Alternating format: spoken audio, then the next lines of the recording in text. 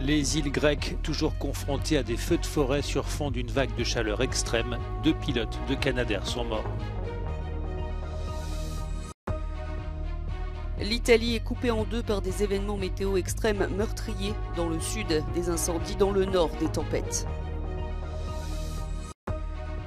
La torche olympique a dévoilé à 1 an de la cérémonie d'ouverture des JO de Paris. Elle sera fabriquée en France. C'était la fête sur les quais de Seine.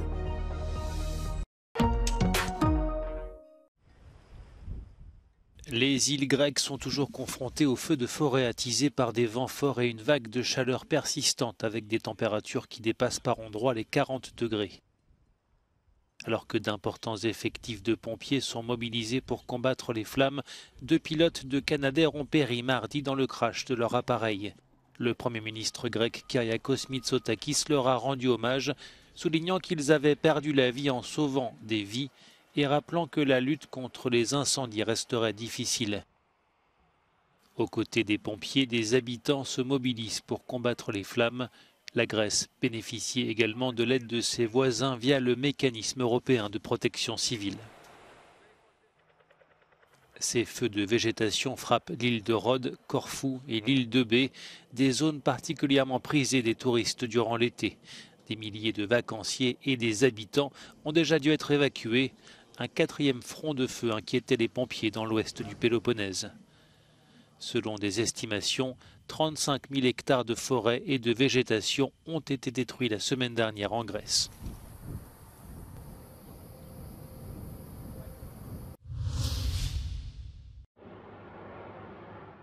Les pompiers luttent contre les incendies qui font rage dans le sud de l'Italie. Les flammes sont attisées par des vents violents et des températures caniculaires.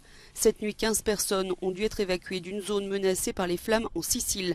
On les découvre sur ces images escortées par des membres de l'armée italienne et des pompiers alors que l'on aperçoit au loin une ligne de feu.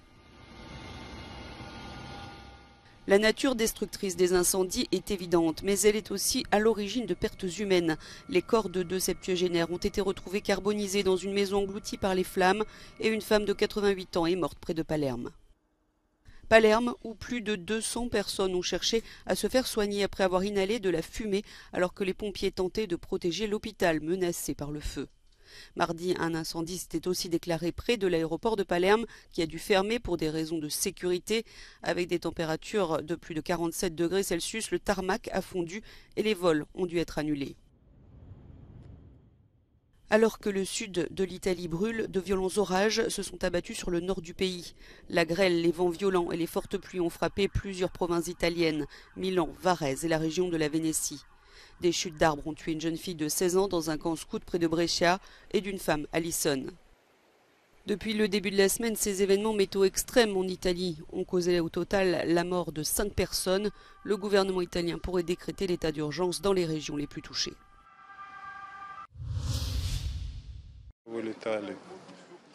Alors que la contre-offensive ukrainienne n'a pas encore permis d'avancées majeures, les États-Unis ont annoncé une nouvelle aide militaire à Kiev de 400 millions de dollars.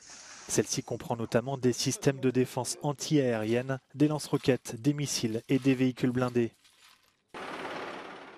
Washington a par ailleurs condamné les frappes russes visant le port d'Odessa, où des représentants de l'UNESCO doivent se rendre pour inspecter les sites du patrimoine culturel qui ont été touchés.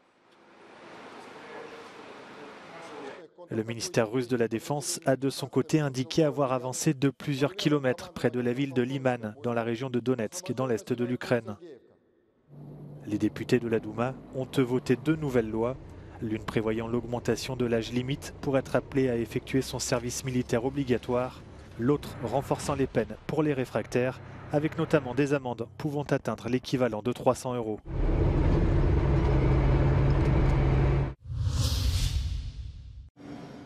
La Corée du Nord a déroulé le tapis rouge pour le ministre russe de la Défense, Sergueï Shoïgu.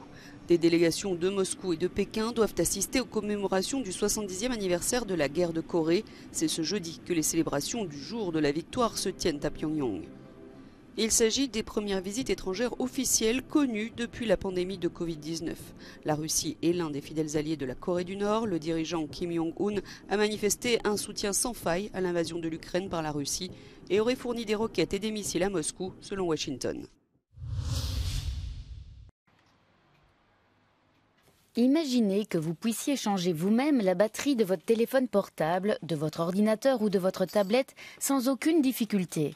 C'est l'objectif du nouveau règlement européen sur les batteries qui vise à faciliter le traitement de ces déchets. D'ici 2027, les utilisateurs devront pouvoir retirer et remplacer les batteries intégrées dans ces appareils. Les fabricants utilisent parfois des astuces pour rendre cette opération difficile. À chaque fois qu'on enlève une batterie, on chauffe un peu l'arrière pour que ceci devienne un peu plus flexible pour ne pas arracher d'autres composants en enlevant la batterie. Vous voyez par exemple ici, en faisant ça, la caméra se détache. Donc ça, il faut faire attention. C'est des petits pièges comme ça qu'il faut éviter. La réglementation précise que le changement d'une batterie ne doit pas nécessiter de chaleur ou de solvant pour la démonter. L'utilisateur ne doit pas non plus avoir recours à des outils spécialisés. Certaines marques, par exemple, inventent des tournevis et des formes de tournevis pour qu'on ne puisse pas réparer. Mais ce n'est pas très malin parce que tout simplement, un nouveau tournevis est créé. Mais les fabricants pourront toujours utiliser des composants plus petits sur le dessus de la batterie pour rendre les réparations plus difficiles. Enfin, ils pourront également utiliser un programme dans leur téléphone qui envoie un message d'avertissement pour indiquer que la batterie n'est pas officielle, un message qui effraie souvent les consommateurs. L'objectif de ce règlement, faciliter la réparation, la collecte et le recyclage. 63% des batteries portables devront être collectées d'ici 2027.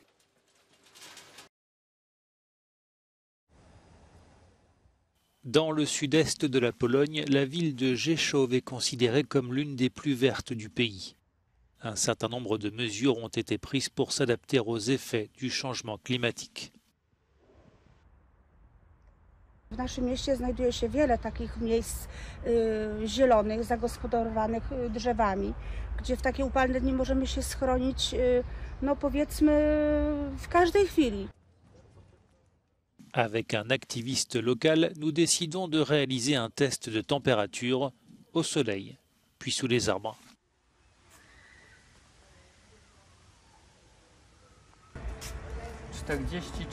Już. My sadzimy drzewa, miasto sadzi ich jeszcze więcej. Miasto zaczęło dbać o stare drzewa. Polityka miasta bardzo się zmieniła na pozytywną. Les arbres sont des climatiseurs gratuits, des capteurs d'eau. Ils créent un microclimat. Quand il fait 24 degrés sous les arbres, il peut faire beaucoup plus chaud à côté. Nous réalisons l'expérience. Może być 70? 26 stopni. No to różnicy prawie 20. La végétalisation de la ville est le fruit d'une collaboration entre la mairie de Rzeszów et les habitants qui ont compris également la nécessité d'avoir des arbres dans leur environnement. Zaprosiliśmy mieszkańców do wskazywania, gdzie oni widzieliby te nowe drzewa. To jest ważne, ponieważ mieszkańcy wiedzą najlepiej, gdzie potrzeba im cienia, gdzie potrzeba im tego zielonego koloru. Warto po prostu inwestować w zieleń, żeby życie było przyjaźniejsze, żeby po prostu mieszkańcy czuli komfort i zadowolenie. W tym roku kolejne 1000 drzew, ponad 1000 drzew przybędzie w Rzeszowie. Maintaining and planting trees is one of the forms of mitigating the effects of global warming and heat waves that Europe is facing. Although trees can also fall victim to climate change and resulting events, such as wildfires. Magdalena Hodownik for Euronews from Rzeszów. Un drone spécialisé capable de transporter des passagers est testé pour la première fois sur le territoire de l'Union européenne. Le H216 a simulé la livraison de matériel médical sur une distance d'1 kilomètre. Ce drone pourrait s'avérer essentiel pour aider des personnes en danger se trouvant dans des zones reculées ou difficiles d'accès. Ils peuvent en outre transporter des trousses de premiers secours ou du personnel médical.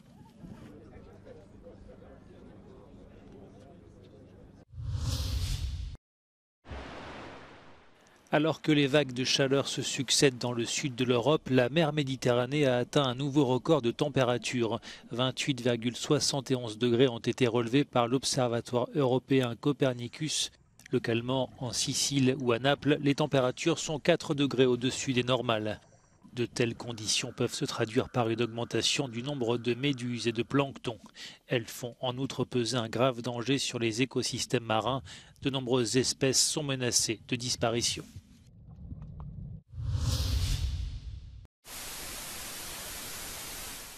Des heures d'angoisse et de drame sur la plage de Chenise dans le sud-ouest de l'Australie. Ici, une centaine de dauphins pilotes ou globicéphales noirs se sont échoués. Au moins 51 cétacés sont déjà morts quelques heures après être restés bloqués. Des dizaines de sauveteurs, de vétérinaires et de bénévoles tentent de sauver la petite cinquantaine restante. C'est une tâche difficile et dangereuse car ils doivent opérer parmi des cétacés souffrants, stressés et potentiellement malades dans des eaux agitées infestées de requins.